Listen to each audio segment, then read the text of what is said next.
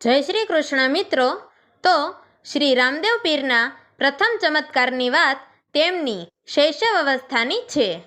આ ઘટના પોખરણના રાજમહેલમાં બની હતી, જ્યાં નાનકડા રામદેવજીએ પોતાના નિર્દોષ બાળ સ્વરૂપમાં એક દૈવી ચમત્કાર પ્રગટ કર્યો હતો, જેને આજે પણ ભક્તિપૂર્વક યાદ કરવામાં આવે છે।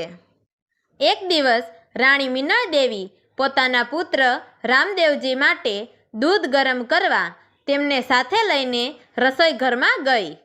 દૂધ તપેલીમાં મૂકી તેને ગરમ કરવા તાપ પર મૂક્યું। એ સમયે રાજમહેલમાં વ્યસ્તતા હતી અને મિનળ દેવી કામકાજમાં મશગુલ થઈ ગઈ હતી।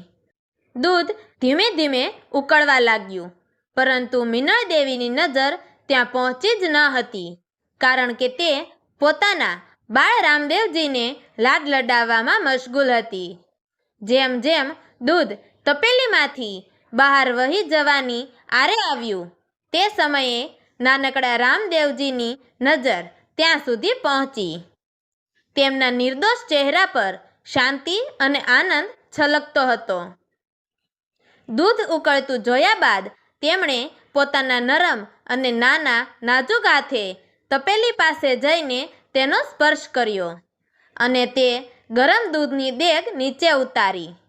દૂધની દેગ નીચે ઉતાર્યા બાદ તે તરત જ ઠંડુ થઈ ગયું અને દૂધ ફરીથી તપેલીની અંદર સ્થિર થઈ ગયું। આ ચમત્કાર ખૂબ જ અનોખો હતો, કારણ કે આટલા નાના બાળકમાંથી આવી દૈવી શક્તિ પ્રગટ થવી અચરજજનક બાબત હતી। રાણી મિનળ દેવી આ દ્રશ્ય જોઈને આશ્ચર્યચકિત થઈ ગઈ।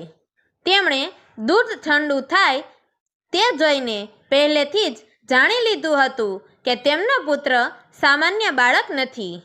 આ પ્રસંગે રાણીના હૃદયમાં સંતોષ અને ભક્તિભાવ છલકાયો। આ ઘટનાને લઈને રાજમહેલના તમામ સેવકોમાં અને ત્યાં હાજર સૌ કોઈમાં આ ચમત્કારની વાત બની ગઈ। આ વાત થોડી જ ક્ષણોમાં આખા પોખરણમાં ફેલાઈ ગઈ। આ પરચો, જેને રામદેવજીનો પ્રથમ ચમત્કાર માનવામાં આવે છે, એ એક પ્રેરણાત્મક ઘટના છે। એ લોકોના હૃદયમાં એક મજબૂત શ્રદ્ધા ઉત્પન્ન કરવા માટે મજબૂત આધાર બની છે। આ ઘટના પરથી લોકો રામદેવજીના દૈવી સ્વરૂપને માનવા લાગ્યા અને તેમને ભગવાનના અવતાર તરીકે પૂજવા લાગ્યા। આનંદ અને આશ્ચર્યથી ભરેલી આ ઘટના આજ સુધી રામદેવ પીરના ચમત્કારોના શ્રેણીમાં પ્રથમ અને સૌથી વધુ પ્રસિદ્ધ ઘટના છે, જેને ભક્તો ભક્તિપૂર્વક યાદ કરે છે। તો મિત્રો, તમને અમારી આ વાર્તા પસંદ આવી હોય તો અમારી ચેનલને લાઈક કરજો, શેર કરજો અને રામદેવ પીર બાપાના ચમત્કારિક પરચાઓ વિશે આગળના ભાગોમાં જાણવા માટે નીચે આપેલા બ્લેક બટનને ક્લિક કરી અમારી ચેનલને સબસ્ક્રાઈબ જરૂરથી કરજો। તો મિત્રો, અમારી આ વાર્તાને છેલ્લે સુધી સાંભળવા માટે તમારો ખૂબ ખૂબ ધન્યવાદ। જય શ્રી કૃષ્ણ। હર હર મહાદેવ।